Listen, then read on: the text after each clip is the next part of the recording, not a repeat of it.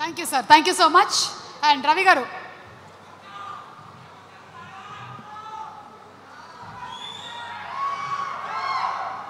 పెద్దలు పరచూరు గోపాలకృష్ణ గారు, పెద్దలు బ్రహ్మానందం గారు, మోహన్ బాబు గారు, శరత్ కుమార్ గారు, పెద్దలందరికీ నా నమస్కారం. అలాగే రచయిత ప్రసాద్ గారు కూడా ఉన్నారు ఇక్కడ, తోట ప్రసాద్ గారు, నమస్కారం. వీరందరి సహాయ సహకారాలు, వీళ్ళందరి బ్లెస్సింగ్స్తో విష్ణు కన్నప్ప అనే కళను నిజం చేశాడు. ఈ కన్నప్ప గురించి చెప్పాలంటే ముందుగా శంకర భగవత్పాదులు అన్నట్టుగా బ్రహ్మ మురారి సురార్చిత లింగం, నిర్మల భాసిత శోభిత లింగం, జన్మజ దుఃఖ వినాశక లింగం, తత్ప్రణమామి సదాశివలింగం అన్నారు. జన్మజ దుఃఖ వినాశక లింగం, జన్మంతా ఉన్న దుఃఖాలన్నింటినీ వినాశనం చేస్తుంది ఆ లింగం అన్నారు. అలాంటి వాయులింగం గురించి కథ ఇది. ఈ వాయులింగం గురించి కథ విష్ణు తలపెట్టినప్పుడు దీని గురించి నేను చదువుకోవడం జరిగింది. మొట్టమొదటిసారి 12వ శతాబ్దంలో ప్రియ పురాణం అని తమిళనాడులో రాసిన పుస్తకంలో మొట్టమొదటిసారి కన్నప్ప దర్శనం ఇచ్చాడు. ఆ తర్వాత హరిహరుడు అనే కన్నడ కవి బసవ పురాణం అని కన్నడలో రాశాడు. ఆ తర్వాత 16వ శతాబ్దంలో ధూర్జటి మహానుభావుడు విష్ణుమూర్తికి పోతన ఎలాగో శివుడికి ధూర్జటి అలాగా, అలాంటి గొప్ప కవి గురించి బ్రహ్మానందం గారు చెప్తుంటే ఒళ్ళు పులకించిపోయింది, రోమాంచితమైంది. అలాంటి గొప్ప వక్త, అలాంటి గొప్ప వ్యక్తి మనకి సినిమా ఇండస్ట్రీలో ఉండటం మనం చేసుకున్న సౌభాగ్యం. ఇలాంటి వాళ్ళందరూ, గోపాలకృష్ణ గారు డాక్టరేట్, అలాంటి వ్యక్తి ఈ స్క్రిప్ట్ మీద సూపర్విజన్ చేస్తూ అణువణువున చంటి బిడ్డని చేతిలో పట్టుకు నడిపిస్తున్నట్టుగా విష్ణుబాబుని నడిపించుకుంటూ ఈ సినిమా చేశారు. నిజానికి మీ అందరికీ నిజాయితీగా నేను చెప్పాల్సిన విషయం ఏంటంటే, కన్నప్ప సినిమా విష్ణు చేస్తా అన్నప్పుడు, మోహన్ బాబు గారు నిర్మిస్తా అన్నప్పుడు నేను కొద్దిగా భయపడ్డాను, కొద్దిగా బాధపడ్డాను. ఎందుకు ఇంత ఖర్చు పెట్టి అవసరమా, ఇంత వాలటైల్ ఇండస్ట్రీలో ఎందుకంటే నాకు వాళ్ళంటే ఇష్టం, ప్రేమ, అభిమానంతో భయపడ్డా, అవసరమా అని. ఆ తర్వాత నాగేశ్వర రెడ్డి గారు, ఈశ్వర్ రెడ్డి గారు రోజు చెప్పారు, లేదు బ్రహ్మాండంగా వస్తుందన్నారు. ఎంత బ్రహ్మాండంగా వస్తే మాత్రం ఏంటి సార్, ఏం బ్రహ్మాండంగా వస్తుంది అని నేను మళ్ళీ వాళ్ళతో ఆర్గ్యుమెంట్ చేశాను. నిజంగా చెప్తున్న విషయం, ఒక రోజున యాక్టర్ బ్రహ్మాజీ ఇక్కడ ఉన్నాడో లేదు తెలీదు, హైదరాబాద్ న్యూజిలాండ్ నుంచి ల్యాండ్ అయి చెప్పాడు, what a film, what a shooting అన్నాడు.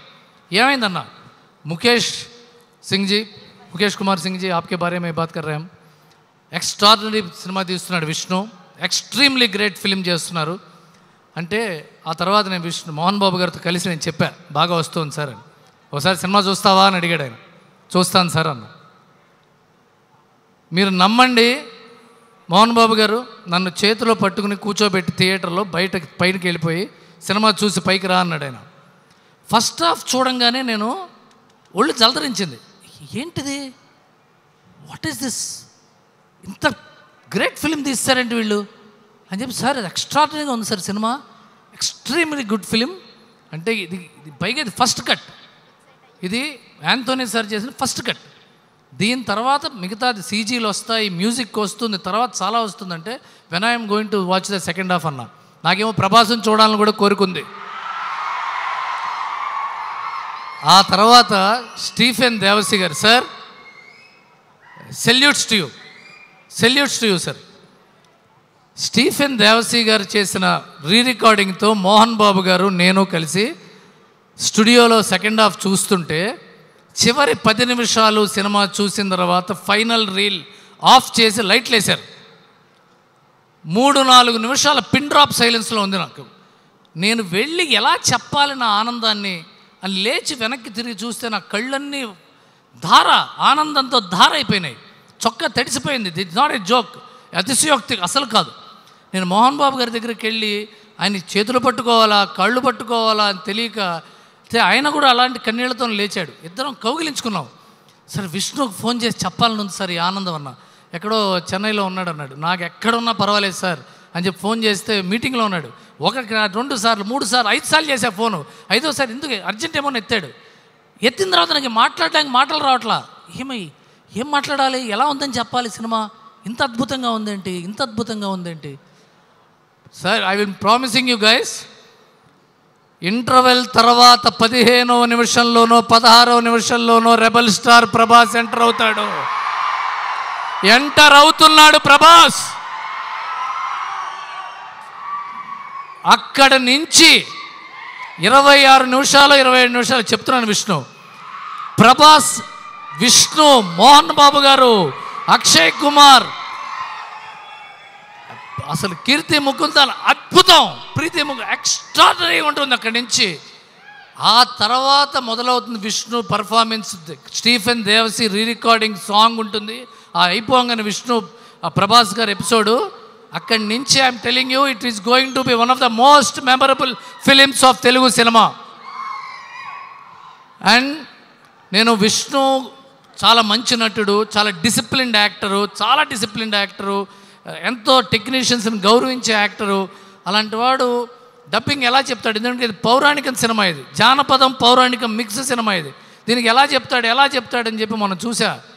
ఎక్కడ ఒత్తివ్వాలి, ఎక్కడ పొల్లివ్వాలి, ఎక్కడ ఒత్తాలి, ఎక్కడ లేపాలి, దీని తల్లి ఎరగదీశాడు డైలాగ్ డెలివరీ.